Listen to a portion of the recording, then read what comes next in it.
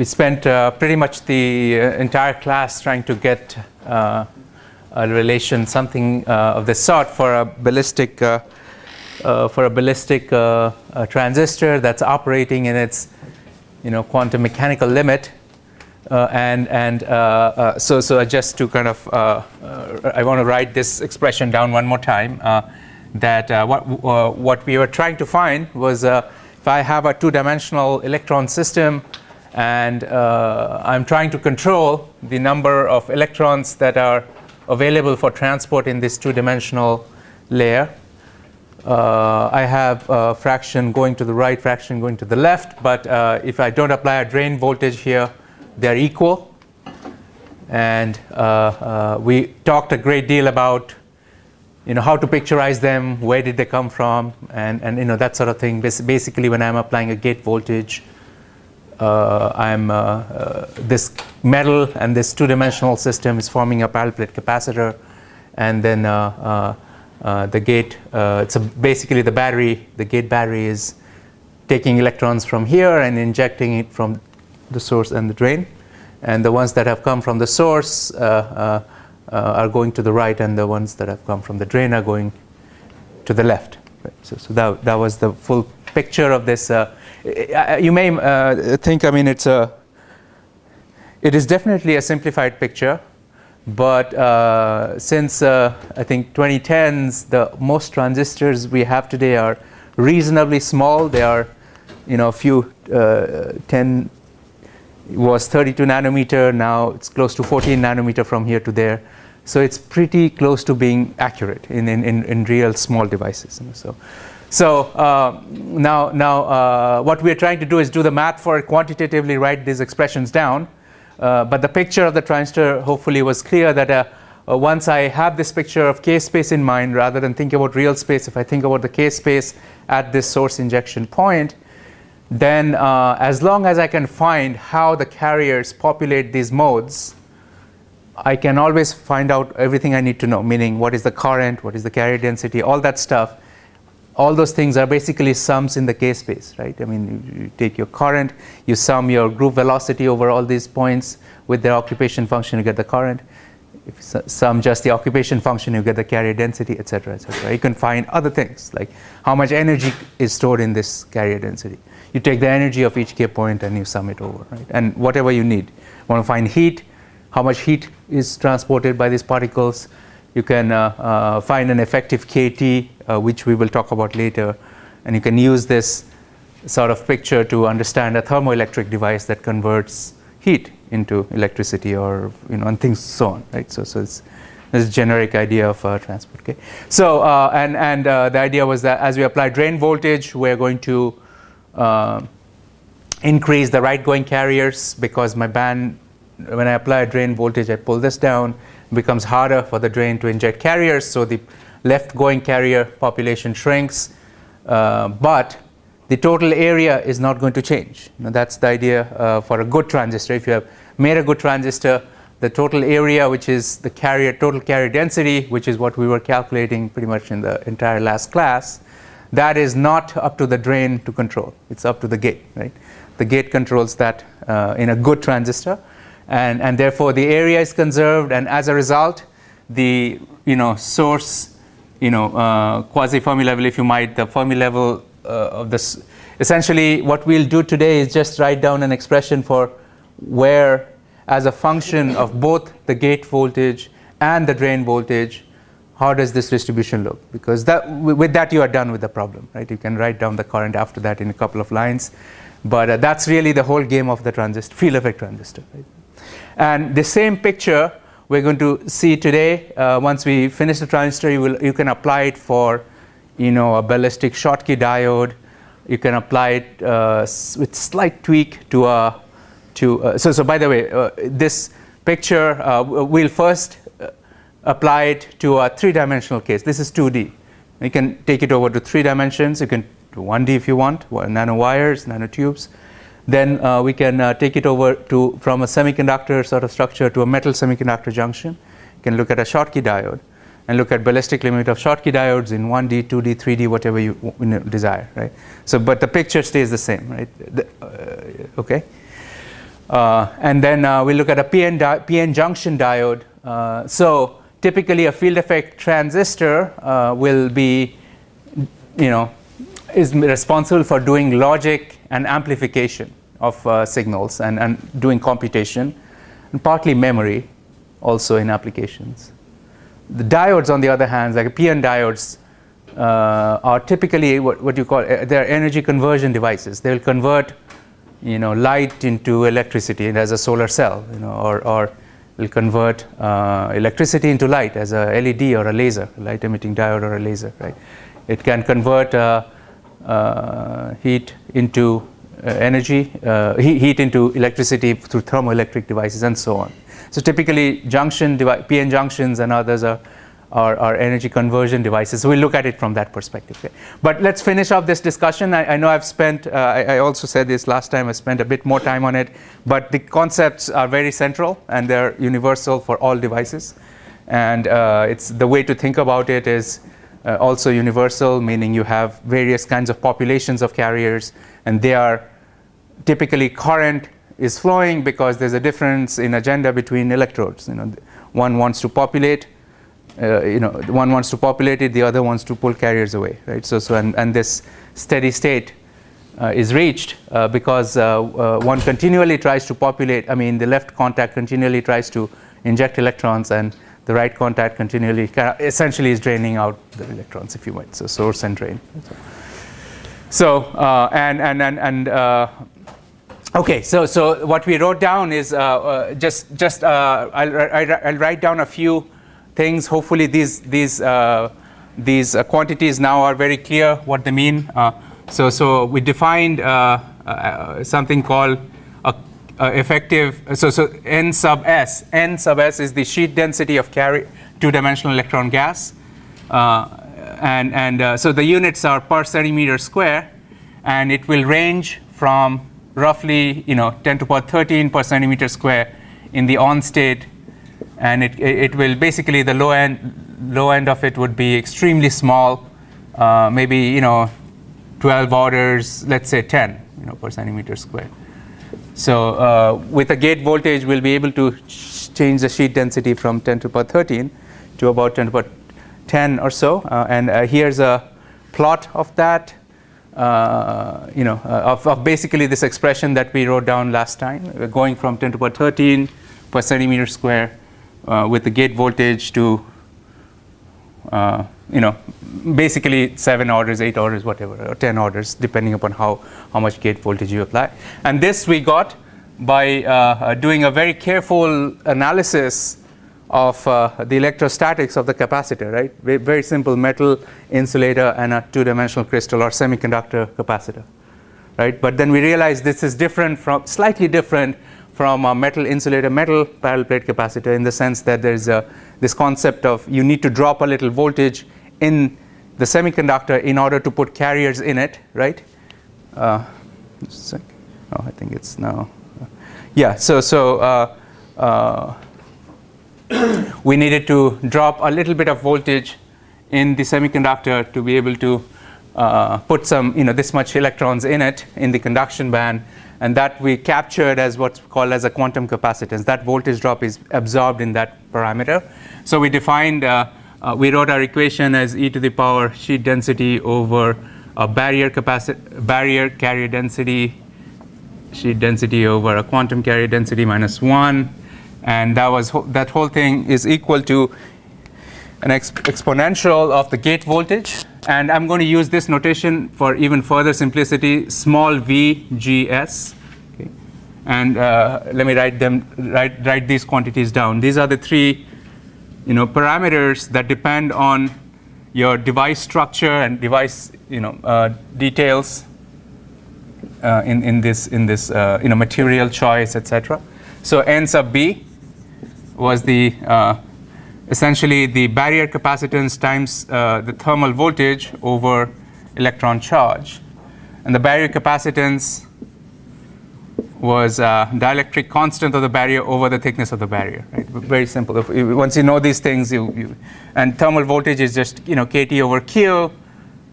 So Boltzmann constant times T over Q. So the whole quantity will look like, Q squared here. So that's the effective, barrier, a carrier density that is related to the dielectric, the insulating dielectric layer, and also related to temperature. This is just a parameter. You can think of it as some physical parameter, but it's a parameter in this problem. The other parameter we found was related very much to the quantum, the fact that you have this was density of states times kBt, okay, so let me write it this way: Q squared times density of states kBt Q, this whole thing over Q. This is kind of a breakup in a way to look at it. So essentially, this is this quantity, electron charge square times the density of states. It's what we're calling as a quantum capacitance. It has the same units as the barrier capacitance, microfarads per centimeter square, times thermal velocity over Q. And right, so if you take this and you plug in some numbers, remember the density of states. Density of states is given by the spin and Valley degeneracies, effective mass of the band your transport is occurring in. If it's the conduction band, it's the effective mass of the conduction band, and then 2 pi h bar squared. This is for a parabolic band structure. That is that. Right. So that's how the band parameter enters the carrier density picture.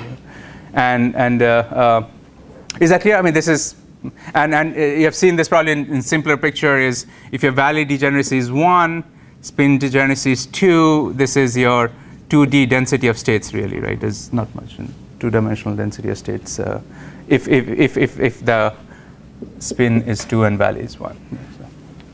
Okay, and if you plug in some numbers here, a room temperature and m star, let's say 0.2 times free electron mass, you'll see this is off the order of 10 to the power 12 or 10 to the power 13 per centimeter square. It's off that order of magnitude, meaning the quantum capacitance would be somewhere. So it's somewhere like if I take 10 to the power 12, it's somewhere around 1-ish, somewhere around there. So that's the quantum capacitance, this effective carrier density that we're talking about here. Okay. All right, and this quantity VGS we are defining in the following way. These are all dimensionless because they're in the exponent, right? And this is your total gate voltage you apply with respect to the source minus a certain threshold voltage, which we discussed last time, that's related to the band offsets and some of these other details, divided by the thermal voltage, which is kT by Q, right, which is 26 millivolts at room temperature, and it scales as the temperature. Right? So that's a definition for the small VGS here, so dimensional parameter. So you can see that if you apply, if this is 1 volt, for example, this quantity is very large, because at 1 volt, and at room temperature, this is 26 millivolts, so that's 0.026 volts, right? So 1 volt is, roughly 40 times this, right? So e to the power 40, you can imagine, is a very large number, right? E to the power 40. Does that make sense? I mean, so this is how, as you're sweeping your gate voltage, over, let's say, 0.5 volts or 1 volt, you're really changing the right-hand side from e to the power minus something when you're below the threshold to e to the power plus something, and a 1 volt gives you e to the power 40. So that's a huge, large change is what I'm saying. And e to the power minus 2 or 3 is close to,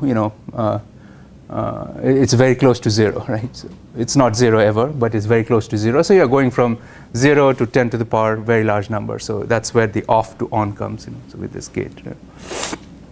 Okay, so this is something we derived, and just in this category, I'll define 2 more quantities right now, and actually just one more perhaps. So I'll call V, small v, with a drain and a source, and we can, because we have two terminals in the transistor on which we're applying voltages, right? There's the drain and the gate. The gate and the drain, and so we are going to basically just non-dimensionalize each one of those 2 and write So there's nothing to offset the drain voltage with. There's no threshold for the drain really here. Divided by kBT over Q. So Q times that. So that's dimensionless. That's our definition for small VDS. Again, you can see that if you apply let's say I apply 0.2 volts on the drain, and I have an exponent of this, I'll get e to the power 10. So that's with only 0.2 volts, for example. So this is a very strong control.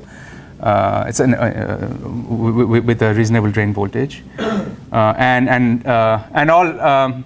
I think we have also defined something earlier, something called eta, Greek letter eta sub s, is the Fermi level of the source minus the conduction band edge over kBT. What does that mean? EFS here is the Fermi level of the right-going carriers that are in equilibrium with the source. Right? That's the definition. EFS is the Fermi level of, meaning if I were to write the carrier distribution of the right-going carriers as a Fermi-Dirac distribution, what is its Fermi level, right? In the denominator, there's a Fermi energy sitting there. So what is that? So that's EF sub S. And that could be inside the conduction band, could be at the band edge, or could be in the gap. And that parameter is captured by here, whether it's above, if it's above the conduction band, then eta S is positive.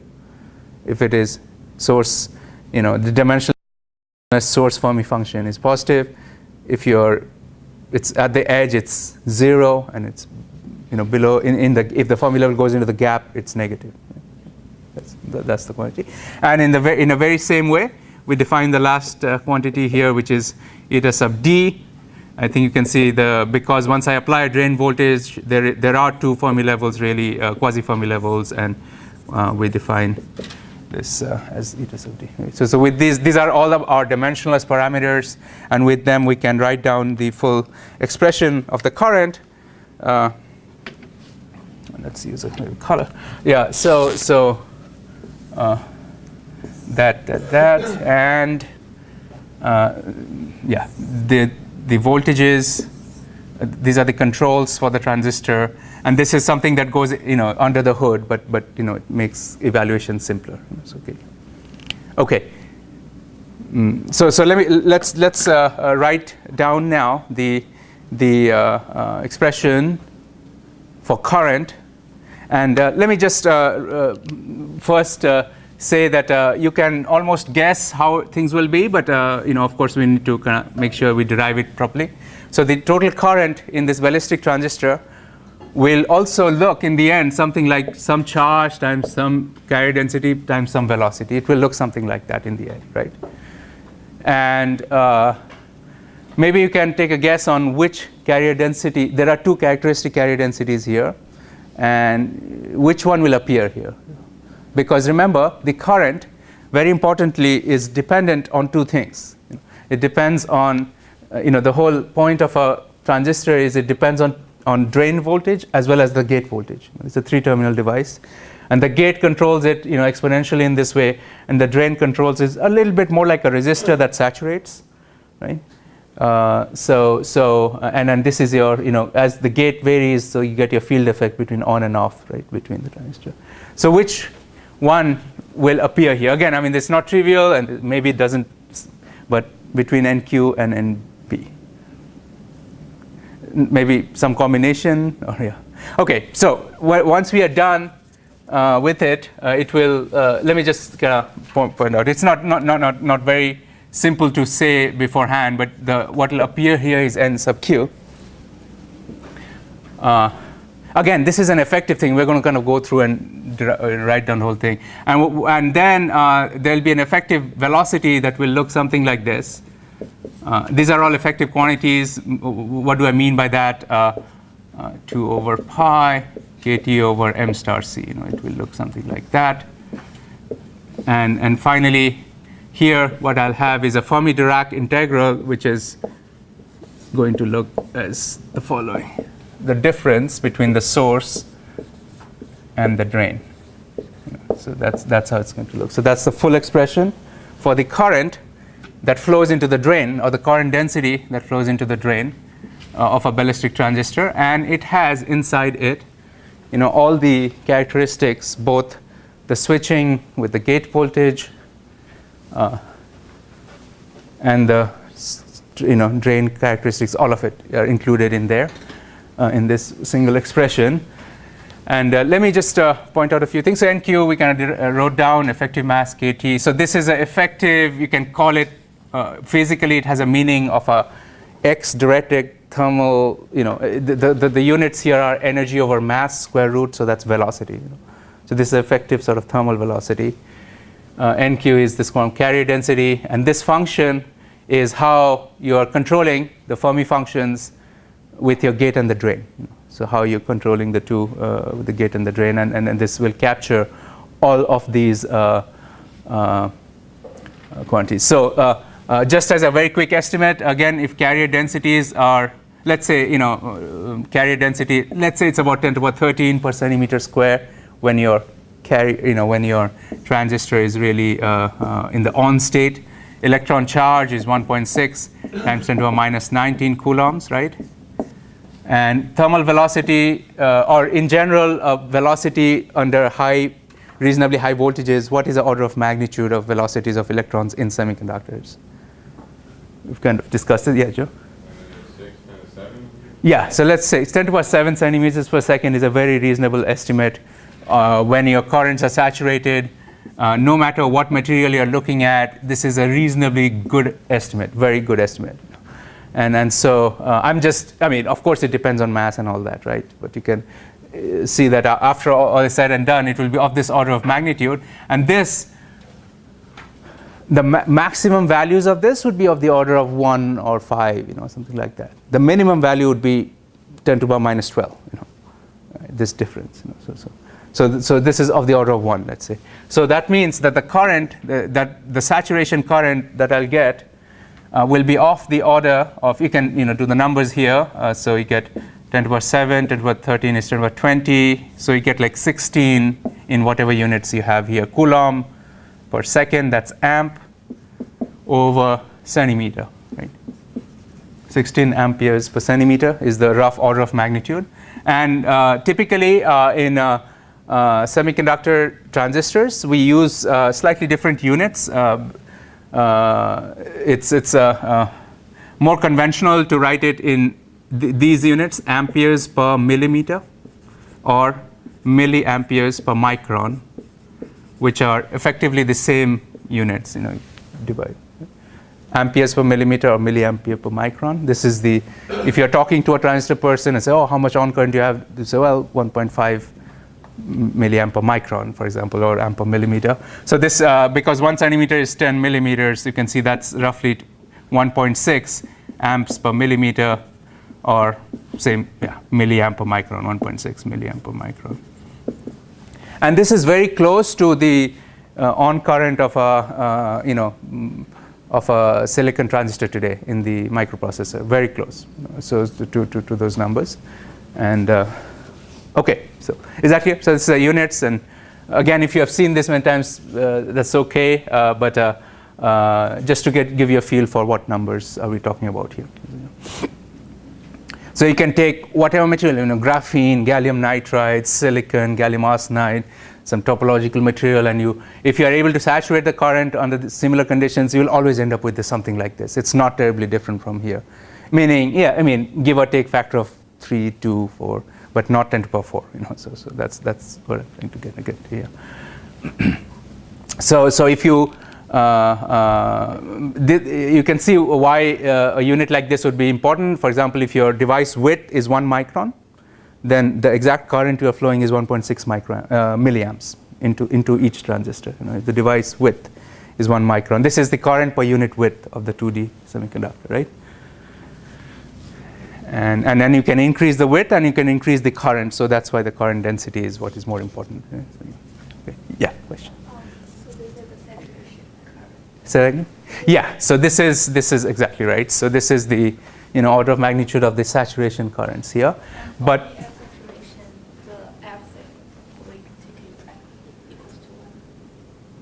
yeah. So this will evaluate now, but when you reach saturation, this gets very close to 1. Yeah. Close to 1, it could be a little larger. We'll evaluate it right now. Okay, so yeah. What is the small v sub d again? I know it's related to the drain source voltage, but You mean this one? yeah. Oh, yeah, I think I've already screwed up. So this is a dimensionless, sorry, I think I should have written VDS. Okay. Or let's just keep it, it's understood, that the drain, yeah. It's a dimensionless voltage. So, we scale to the thermal voltage, okay. Okay, so now to get this expression, what we can do is write down now.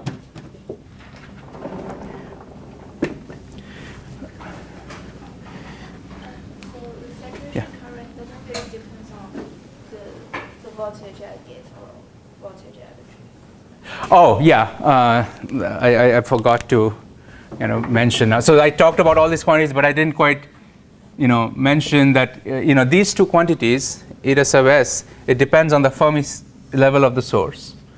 And now the big question about solving the ballistic FET is how does this quantity, or how does eta sub s depend on the two voltages that you apply, the gate voltage and the drain voltage. And we are going to again write it everything in small, dimensionless quantities. So you can write a small Vg, or let's just write it as Vg here, comma Vd. How does this depend? Clearly, these quantities are very strongly dependent on the gate and the drain voltages, because this is where all the transistor action is, So meaning this is electrostatics, this is transport. And electrostatics is what controls transistors from on, off, and all that business, right? This transport is already kind of here in some sense. They're linked. It's not like they're decoupled, but eta sub s is dependent on source and drain, on the drain and the gate voltages. And the hard part of solving the transistor problem is how is it dependent, And then that expression we want right now. We already have one thing that we have solved, which is this quantity. So what we know is whether or not I apply a drain voltage, the carrier density, the total area here, both right going and left going, the sum of the two, is dependent on gate voltage according to this relation. So that part we know. And what you really are doing in a transistor problem are you're solving these two self-consistently. Meaning you say, well, here's my gate voltage, go to this expression, find what is the electron density, or NS.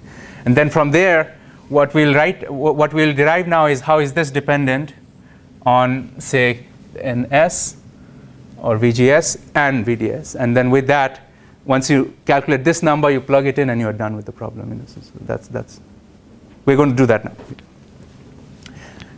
Okay, so how is the source Fermi function? I'm just going to call it the source, just eta sub s. How is that dependent on voltage? So on the gate and the drain voltages. Okay, and just going back, the transport problem is really, as I mentioned, I'll spend some time again today going through it. I think I have skipped this earlier, but saying that you. So you start with carriers that are, when your drain voltage is 0, you have equal right and left going carriers, and you have, all your modes. You can think of it microscopically and all that. But essentially, the end game is I have a certain, right going carriers and the left going carriers, and we wrote this down last time that I could write this as the total carrier density is, and I derived this last time, so I'm not doing it all over again, but so what you have is this Fermi-Dirac integral of zeroth order, Fermi-Dirac zeroth order eta sub drain over 2. So this is something we derived. Basically, we are just summing all the carrier densities and the occupation functions to the right. That gives you the first term, source, because they are in equilibrium with the source contact. Okay, and these are in equilibrium with the drain contact, so which may be lower or higher, doesn't wherever it is, and because of two functions, so you have this, and these are Fermi-Dirac integrals of zeroth order. Let's write that thing down again, maybe here, Fermi-Dirac integral of jth order as a function of eta is 1 over the gamma function of j plus 1 times an integral 0 to infinity u to the power j over u minus eta. So this is the definition of the gamma function, and clearly it is extremely useful. That's why it has the definition of the Fermi-Dirac integral, and a couple of things we can write down. It's much better. So gamma of half is something that will appear. That's what is it?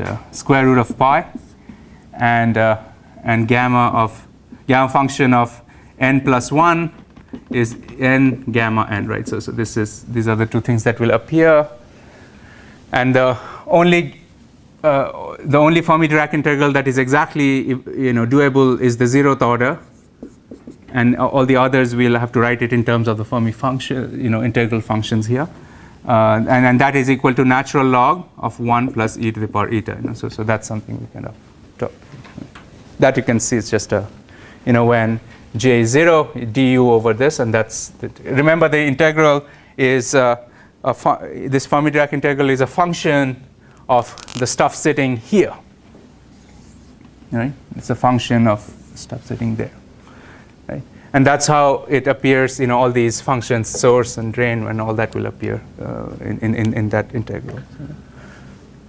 Okay, so the right going and the left going, and here I can write it exactly. And we had done this in the last class. What you're doing is just summing your Fermi function, right? Basically, the carrier density is a sum of the Fermi function in K space, right? And then we divide by WL, and if you want to do spins and valleys and all that, but that's what you get. And the Fermi function is 1 over 1 plus e to the power the energy, and the energy is EC plus h squared k squared by twice mass minus the Fermi level. If you're looking at the right side, it's the Fermi source. If you're looking at the left side, it's KT. So essentially, you can see where all these quantities come from. You get EFS minus EC is defined as source function, right? And EFS drain minus EC is defined as that. So that's where these two come from, right? So Fermi-Dirac integral of 0th order. And so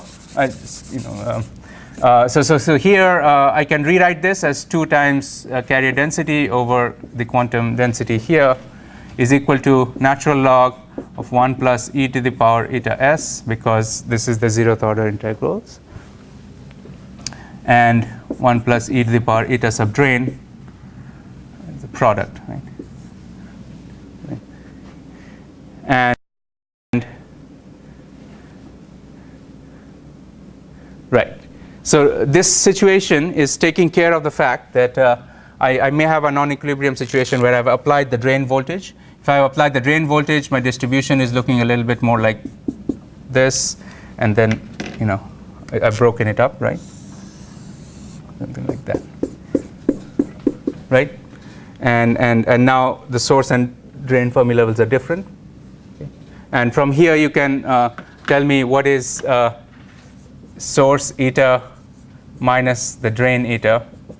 This minus this is, you can see that those will cancel, and you'll get Fermi level of the source minus Fermi level of drain by KT. And what is that? That's just V sub D, right? That's, they're related, because so the quasi source and drains are related in that fashion. So I can rewrite this as, instead of writing as eta sub D, why use another variable, just write it in terms of the eta sub s minus VD, right? And what is it that we are really trying to do now is, this is a very important point of the transistor now. So the gate is in control of the total area, right? Small Vg is a parameter that's controlling the total area here, right? But every time I apply a drain voltage, the right going and the left going, the difference of the two is the drain voltage. But exactly how they distribute has to adjust such that this is always constant. I mean, this one is not changing. So this equation is telling you that that this Fermi level, I mean, essentially the source, so these two are indeed, the difference of these two is equal to VDS, right? But, you know, the source Fermi level or the source function, which is this one, this has to, it can adjust. It has a little free, you know, free parameter. Because there are two, and it's saying the difference is this, but where is this one, you know? And that part of it is given to you by this equation, you know. There's one free parameter if you might want to think of it that way, because the gate is dictating, the gate is not dictating the relative part of it, but the gate is definitely dictating the total area. Physically, you can think of it as there may be multiple possibilities, perhaps, with where the difference of the two can be VDS here, right? But this equation locks it into only one. You know, it takes care of this electrostatics too. So I'm just trying to get there. So essentially, if you solve this, you get this eta sub s. Don't confuse this with the sheet density. It's different, right? And sheet density has units of per centimeter square, but eta sub s is dimensionless. So this is equation one needs to solve. Remember, again, you know, just repeating again, drain voltage is something you apply. You know, so this is not, this is something you know. Okay, so instead of writing just eta sub s, carrier density, I can use the fact that I have already solved this equation, let's say, right, and write it that for any given gate voltage, I can write it in this way. Right? I solve this self-consistent. I essentially use MATLAB, Mathematica, whatever, solve it, or under certain approximations, you know it, you know, a very good approximation. So that's what's used here, and that's where the gate voltage dependence comes in here. So gate voltage dependence, and you solve this.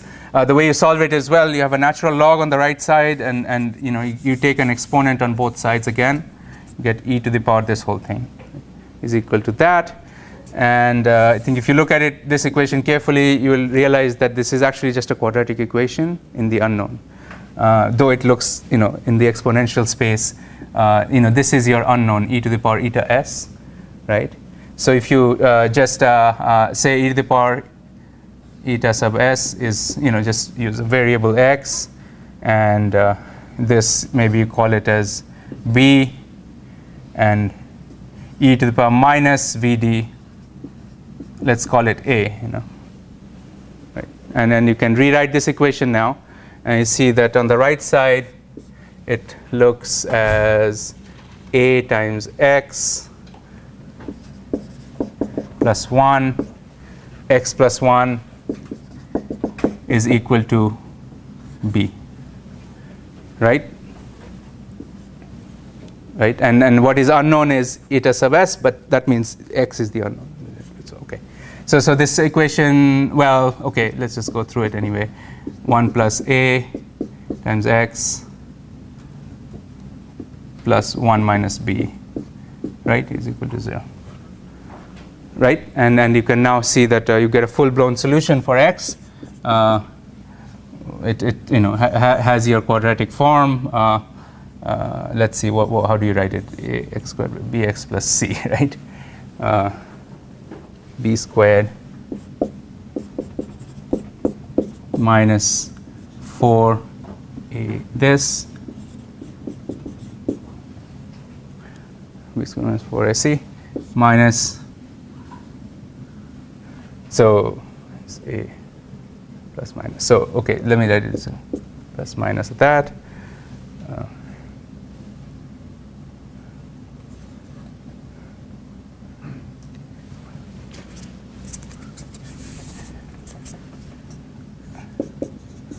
Okay, whole thing over 2a. Anyway, I'm just kind of going through the whole process at once. Is that okay? I mean, I'm just solving the quadratic with you.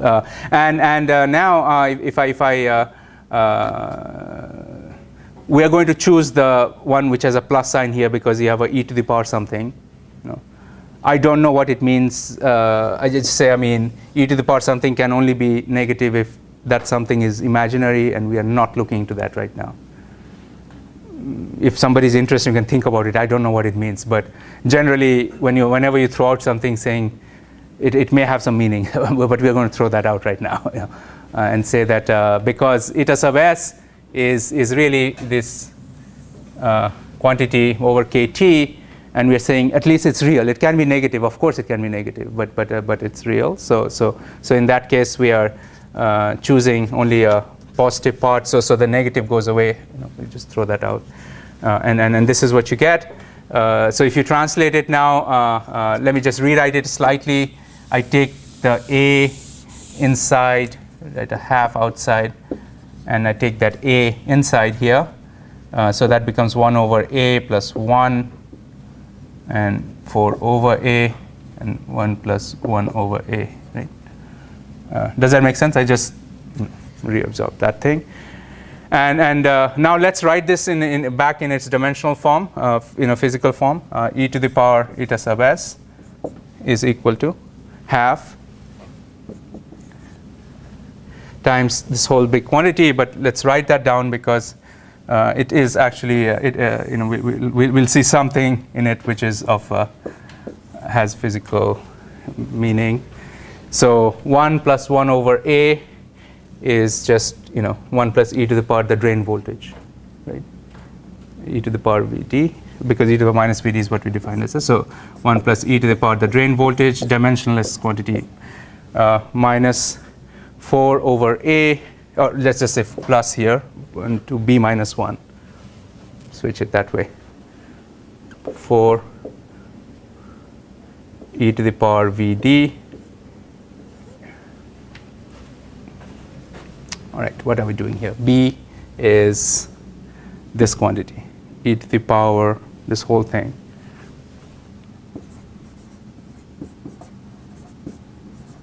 over quantum density minus 1. So it's a little messy, but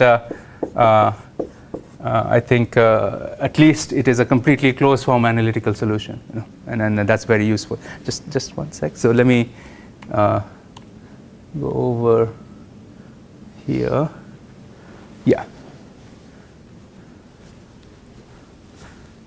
Yeah, we got this. So that's e to the power eta s, and then if you want what exactly is this eta sub s then you take natural log of both sides, and the half will become a natural log. So natural log of this whole quantity minus natural log of 2 is the full answer. This is the full answer here. Yeah, there was a question. Yeah. Where does the gate voltage come in? Okay. So what I wrote here is here's where it comes. So maybe it was not clear here. So I solve this. This is a gate voltage. I think I've been using VGS or VG interchangeably. VG is just that, And when I solve it, I will get a carrier density as a function of VG, because all the other quantities. This is fixed. This is fixed. You get. It's not NS times VG. No, it is NS, the carrier density as a function of VG. Meaning I'm saying I have solved this equation to get this quantity. So this function is what I'm writing. Does that make sense? I mean, you first solve that to get the function. And pictorially, I showed you a plot, which is here. This is how it looks. If you actually solve it for a standard transistor, you have to, if you want to solve the whole thing, you have to do it, it's a transcendental equation, so you have to ask Mathematica to solve it. But in two limits, you can get analytical solutions at the high density limit and the low density limit. And we discussed that in the last class too, that you can get analytical expressions at the two limits. But this is what it is. Okay, so now with this whole big expression now, you are. So how do we go about? So what we have found is if I apply a drain voltage and I apply a gate voltage simultaneously, the gate voltage will enter here. The source side, the right-going carriers or the EFS, effectively if you want to think of it as the quasi-Fermi level of this, depends on the drain and the gate voltage according to this relation. So that's what we found, and it's a little complicated, but it's an analytical expression. And now given that, how do we find? Is that clear? At least, I mean, you have to solve this. And again, I mean, when you're setting this problem up, always try to non-dimensionalize it, because I hope you can see that these numbers would be easier. Don't have to worry about units and all that, right? Once you non-dimensionalize the whole problem. Looking down into the device itself, where do all these quantities come from? So here's a two-dimensional crystal channel, right? You have a gate barrier. You have chosen an insulator, maybe boron nitride, maybe hafnium dioxide, whatever, right?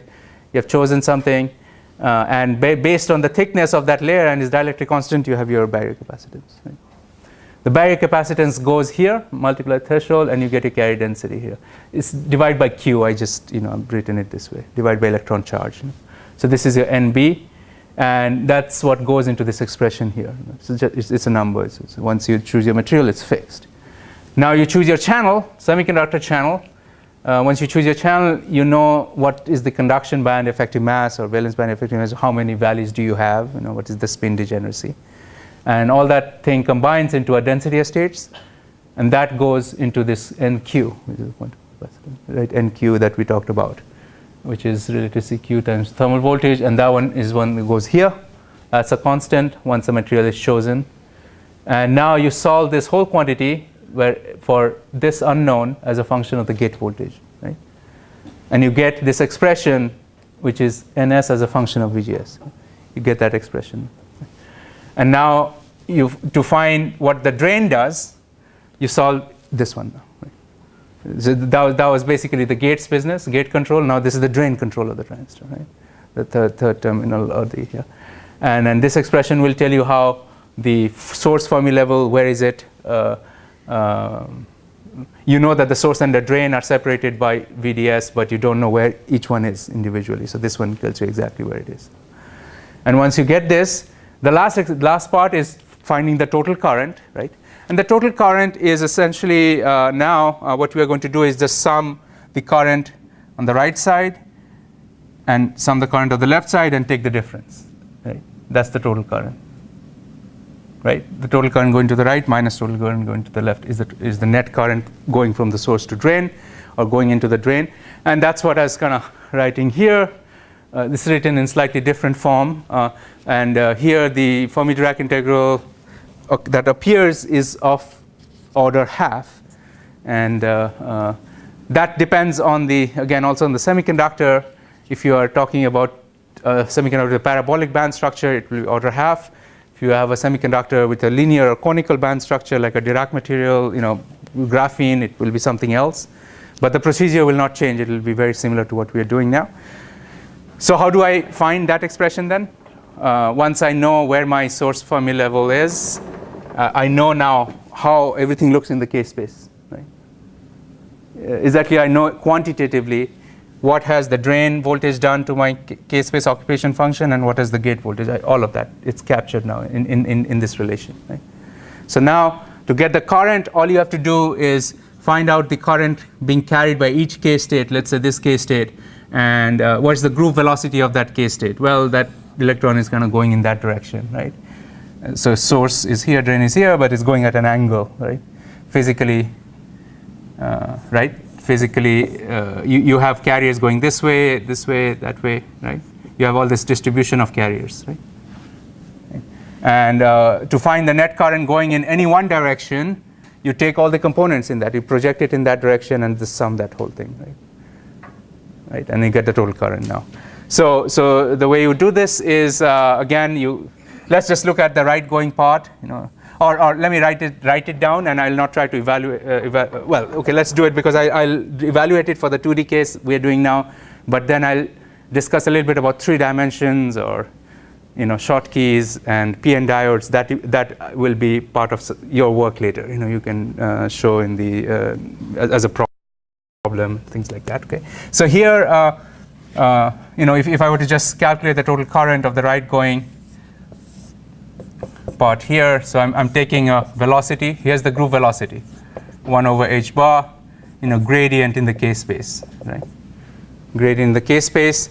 The energy band structure is conduction band edge plus h square kx squared plus ky squared over twice effective mass of the conduction band, right?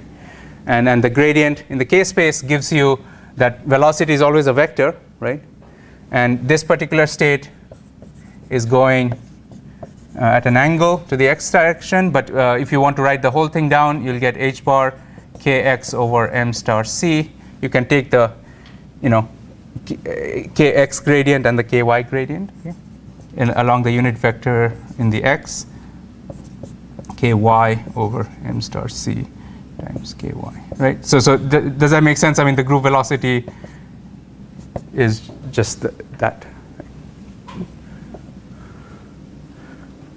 For this state, ky is 0. For that state, kx is 0, right?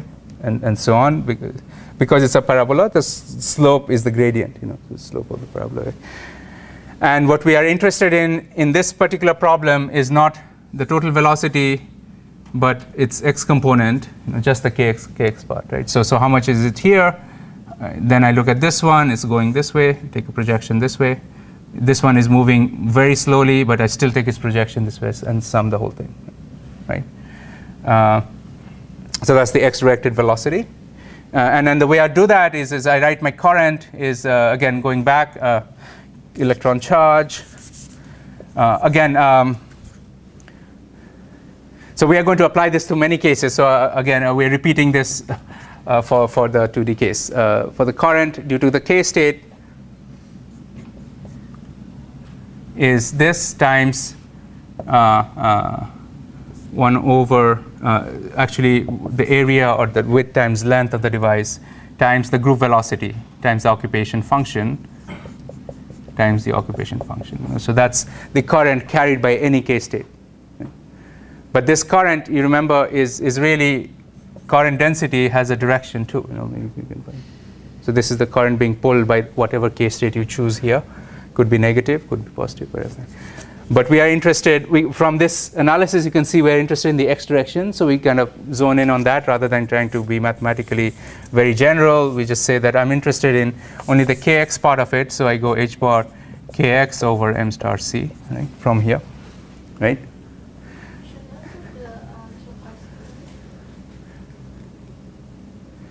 Oh, yeah. So once we sum it, we'll get those 2 pi's, Yeah, because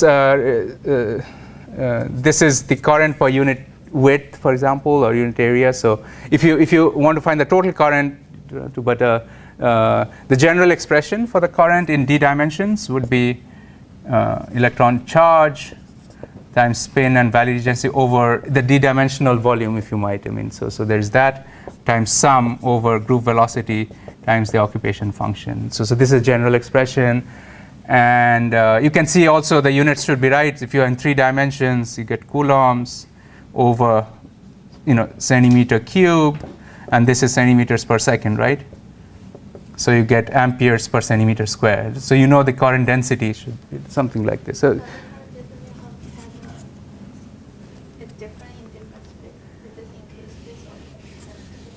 yeah, so physically, current density is something very physical. So you apply a voltage across something, right, 3D material, and you measure current and say that if the current is uniform over my cross-sectional area, then in 3 dimensions, it has a cross-sectional area, right?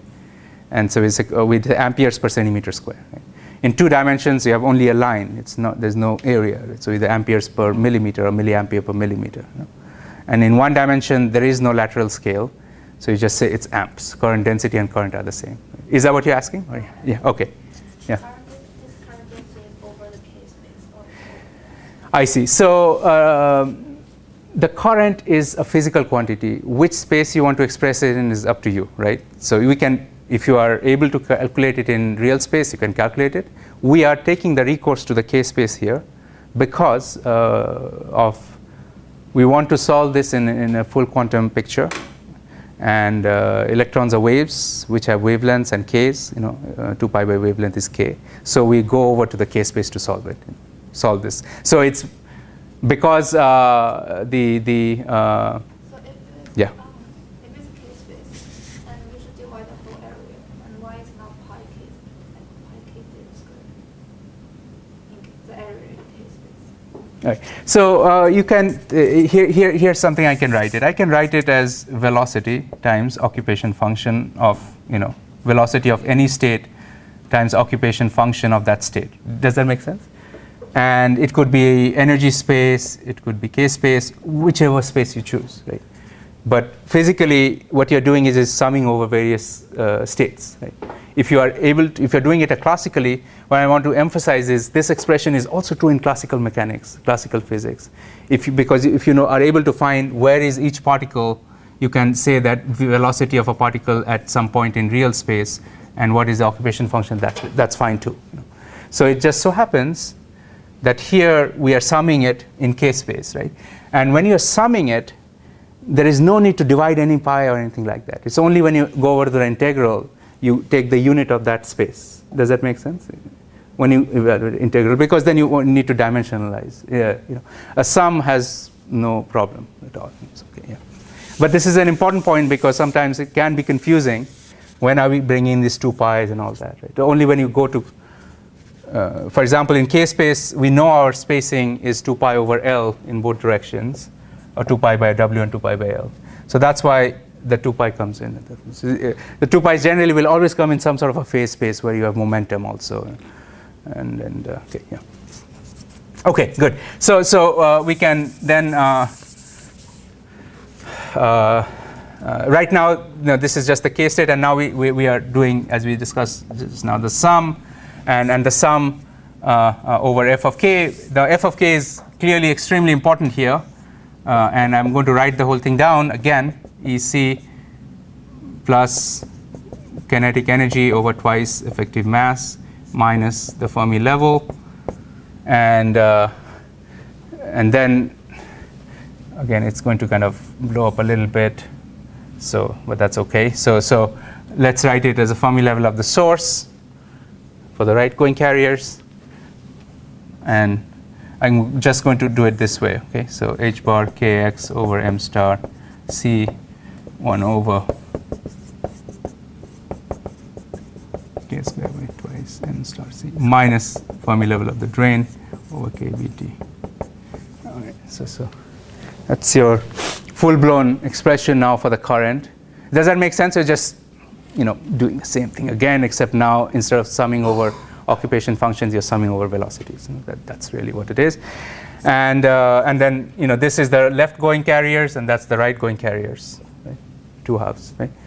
And now when we convert it into an integral, these 2 pi factors will make appearance and all that. But before that, let's just pull out these h bar and m star c's, because they are clearly constants in both. So and rewrite this quantity out here as electron charge, spin, valleys, h bar over W L m star c. And now we go over to the integral. So go to the integral, and again, because of you can see there is this circular symmetry here, right? So we go over to circular coordinates instead of remaining in. So when I go over to the integrals, so you can see I'm going to go d of kx. Let's kx over 2 pi over the length of the device, dky over 2 pi over the width, and this is where the pi's will appear now when you are going into that integral. So, and the same thing here. I'm not writing it.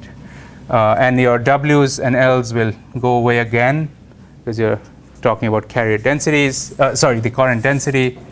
They go away. The 2 pi's come out. You get a 2 pi whole squared. No. And again, the integral. I'm not writing that. And now I just go over to the circular coordinates or radial coordinates, and this becomes k dk d theta, right?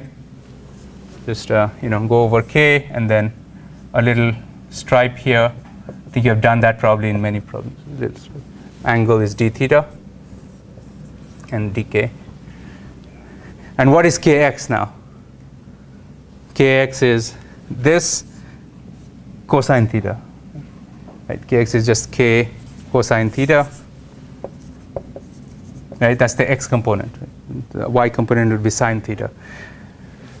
And this is it. I mean, this is what you need to evaluate the integral. And you can see now, so the theta goes from minus pi by 2, right, to plus pi by 2 for the right-going carriers, minus pi by 2 to plus pi by 2.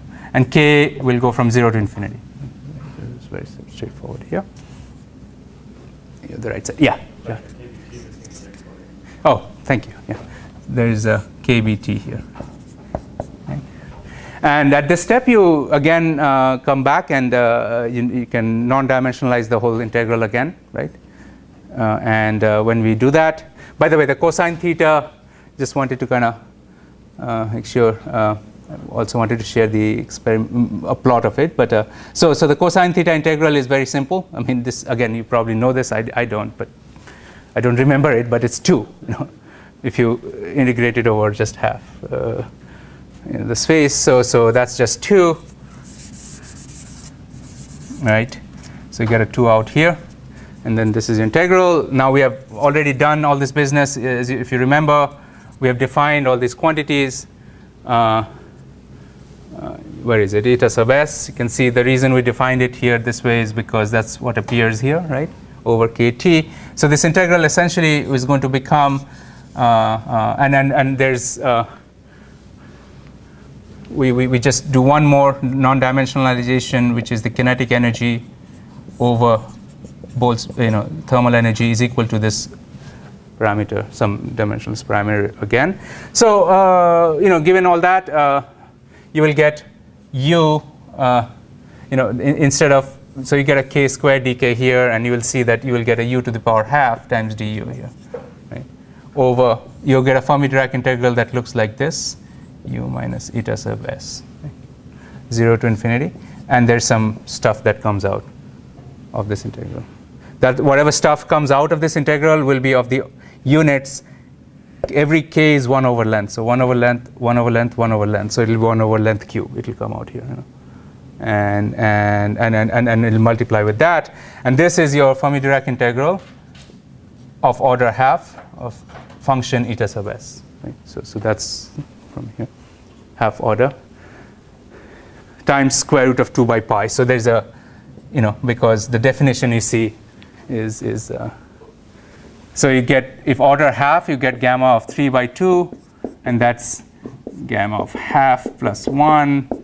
That's half times gamma of half from this relation. So that's half times square root of pi. So you get that little thing, square root of 2 by pi, and all that business. So you get that.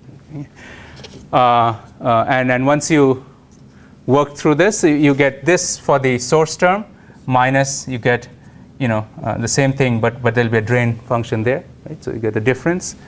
And that's what you end up with now, after all this said and done. Okay, so this is the procedure. And later, I will ask you, in a next assignment, to look at the same problem, but in kind of various different formats. But let's just discuss this a little bit now. So hopefully it's clear, how you get it. Right? So now you can take this quantity, and it has all these parameters that you know, right? So all these parameters that you know about the material. So the quantum mechanics of the fact that the electron is inside a solid is all buried inside this mass, right? It's all buried inside that mass. And also, part of it is buried inside this quantum capacitance, because that also has your density of states that has mass and all that. Right? Then the drain and the gate control is all, pretty much everything is from this function here, right? From that function. So, and you see this expression for the source Fermi level eta sub s is somewhat involved, but you can look at it under various approximations and such things. But here's a very important result that you can remember, that the Fermi-Dirac integral, if the argument of the Fermi-Dirac integral is very large and positive, it's very large and positive, then the Fermi-Dirac integral of any order is approximately that argument to the power j plus 1 over j plus 1. So this is a nice result. And from there you can get a very simple analytical form for how one might look at how will this expression work out, which is at least initially doesn't look like it's simple enough. But you can plot how would eta s change with drain and source voltages, completely. And so here are basically the two limits of this expression. If eta sub s, or if the argument is, on the other hand, very large and negative, then you get what's the Maxwell-Boltzmann approximation, e to the power eta. It doesn't even depend on which order of this integral are you talking about at all.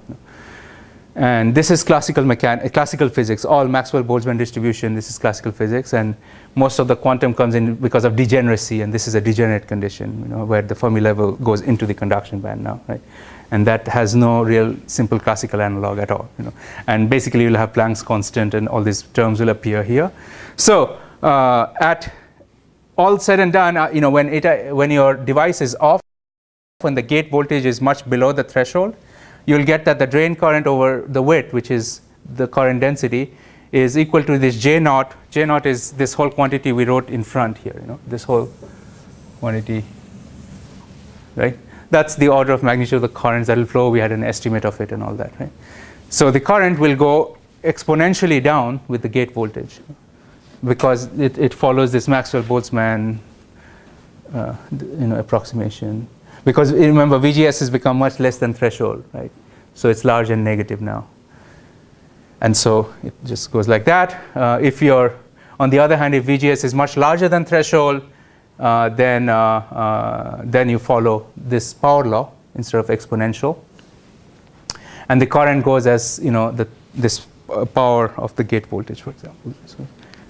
And you can think of it as two components. You can break it up if you want.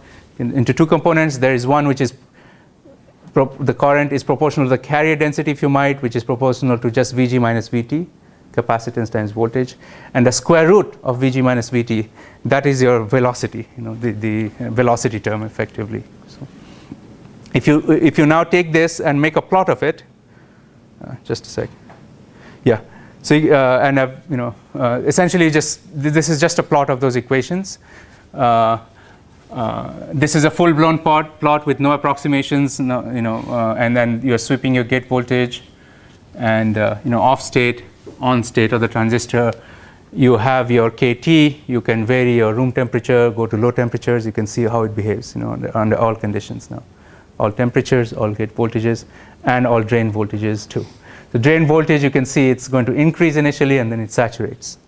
And hopefully it's all clear. At any of those voltages, you should also be able to now sketch how it looks in the K-space, right? And as we discussed earlier, the saturation can be explained very nicely if you plot it. And what you will see is, basically all carriers are starting to go to the right, and there's nothing going to the left anymore. So now no more current increase after that. Okay, so let's see, what else do I want to say? Yeah, a couple of things. One is when you are below, when you're in the sub-threshold regime, so Vg minus Vt is 0 is what you would call as threshold, and you go below. In a linear scale, you wouldn't see it, but in the log scale, you would see this. And this is what's called a leakage current of a transistor, right? This much current is going to leak. And no matter whether if the transistor is not doing anything, if it's off, it's still leaking this much current. So, and that's not ideal, as you can see. Because I times whatever drain voltage you might apply will be the loss on the device. Now this is very important to realize that this current is, if your drain voltage is 0, then no matter what your gate voltage is, there's no current. Right? So that's right. So if your drain voltage is 0, you can change your gate voltage. You will have equal and opposite right and left going carriers. There's no net current. So but then. If you apply a drain voltage of 0.5 volts or 0.4 volts, now whether it's current or not is controlled by the gate. That's what we're trying to say. Right? And if a drain voltage is at 0.5 volts and the gate is very large and negative, then you are very low current, but there is some. And that some current is all because of this tail of the Fermi-Dirac distribution. The tail of a Fermi-Dirac distribution that essentially is going over, sorry, I'm just going to go over to that slide to show and come back. Okay, so you're injecting carriers, right? And there's a source Fermi-Dirac distribution here, and there's a little tail that will always go through, right?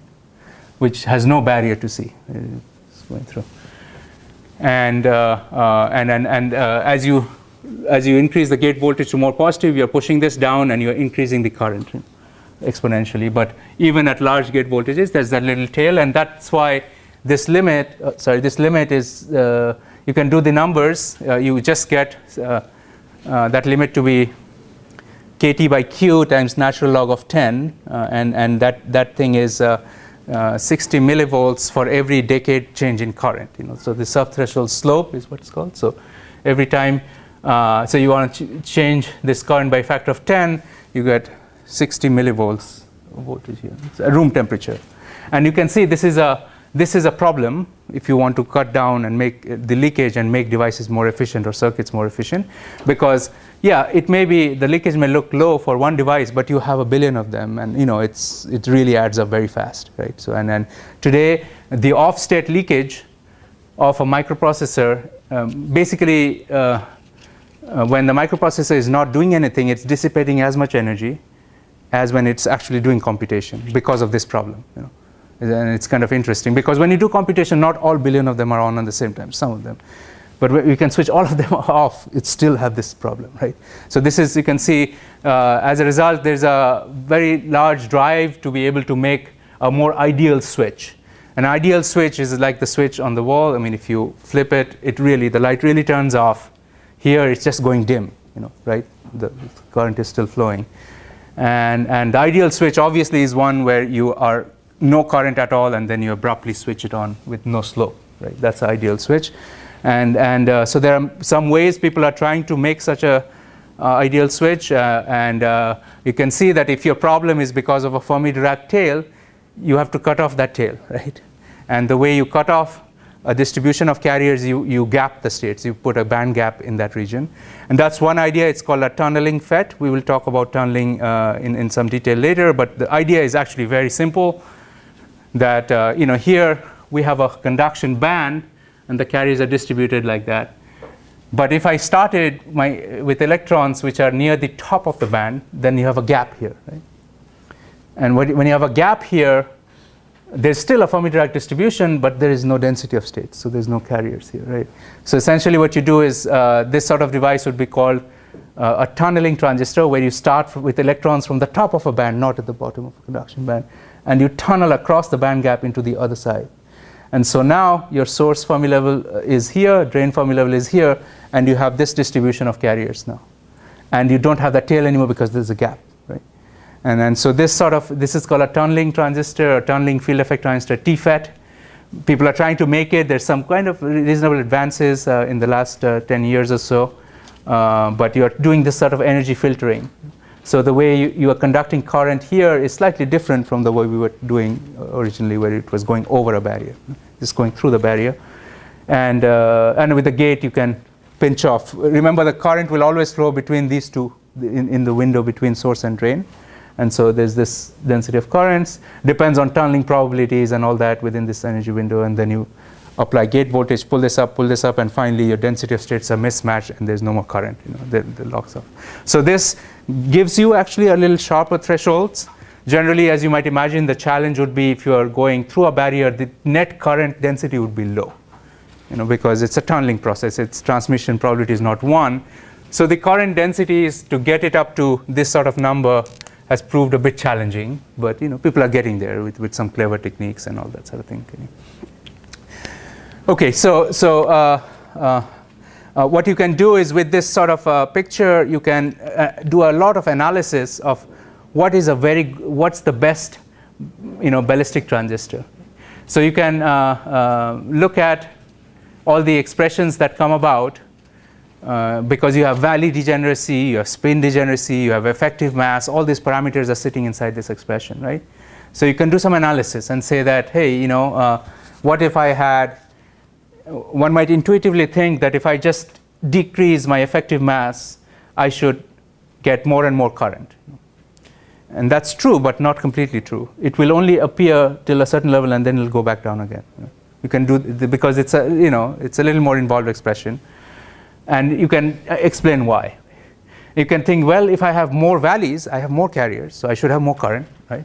That's also true, but only in a certain window. If you cross this, it will go over again. So it has all these interesting parameters. So there are sweet spots here where you get the highest performance. Basically, we're looking at current, and current is really the biggest real estate you have in devices, because if you have high current in a device, that means no matter what you do, I'll take that, and it switches nicely. I'll take that any day because it's most energy, meaning it has the lowest resistance, really. I mean, that's really the picture. If the highest on current, and it will be extremely fast because you are going to charge, discharge capacitors, and charging, discharging of capacitors goes as, the time it takes is charge over the current.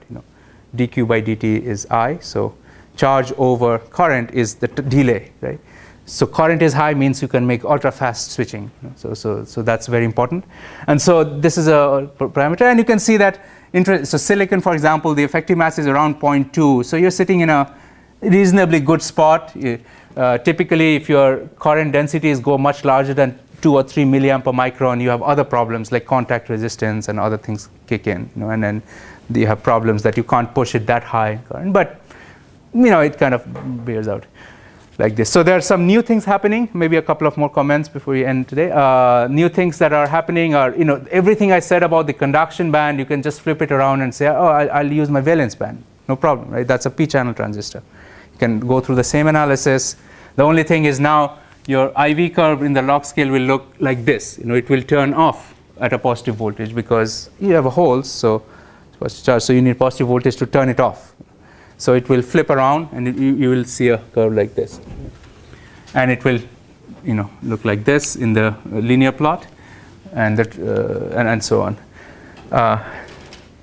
So there are some new materials that are coming along, like tungsten selenide. These are transition metal chalcogenides, where they have this very strange property that is not there in silicon or gallium arsenide. There, if you look at their valence band, it has two valleys. Both conduction and valence, but there are two valleys. Valley degeneracy is 2. But if you look at the valence band, it's very interesting that one of the valleys in K space has down spin, the other has up spin. So they're split. The spin degeneracy at this energy is not 2. Meaning, so the total spin degeneracy, you can't do GS times GV. Do you see that? I mean, because only down spins here, only up spins here, right? And you go below, there's another band here, which has again flipped. So there's this is due to broken symmetries and all that in the crystal. We'll talk about these things later. This is very interesting, and it just was figured out in the last few years, and nobody knows what to do with it yet, But I mean, I know that here, for example, you can come in with light, which is circularly polarized, and then if it's right circularly polarized, for example, it will excite only this valley, but it won't touch that one. Because the spins are different by, if this is plus h bar by 2, that's minus h bar by 2. And a photon has angular momentum of h bar, so it can only excite one and not the other. And this has never been possible before in other semiconductors, conventional semiconductors, because you always have multiplicity of the spin and valley. You don't get the splitting like you have it here now. So what one can do with it is very interesting, and people are thinking about it at this point. So. But by this, using something like this, you can probably even model and propose something with that. I don't know exactly what one can do with it. Okay, okay, so I'll end it here, and I know that. So this kind of ends at least the primary transistor sort of picture. I was saying I was going to do 3D, but I'm not going to do that in class. But hopefully you can just. You go to higher dimensions, all that changes is your K-space integrals. You go from 2D to 3D and all that. Anyway, so that's that I'll leave you. And you are doing one assignment problem where you are doing the Schottky diode, right, with from the book end chapter, right, and that you can also think of it in this way. There's K-space and there's carriers incident at a barrier, and how many of them will go through. we'll look at this in different facets of this later too. But at least the transistor part, I'm done with the discussion here. It's okay.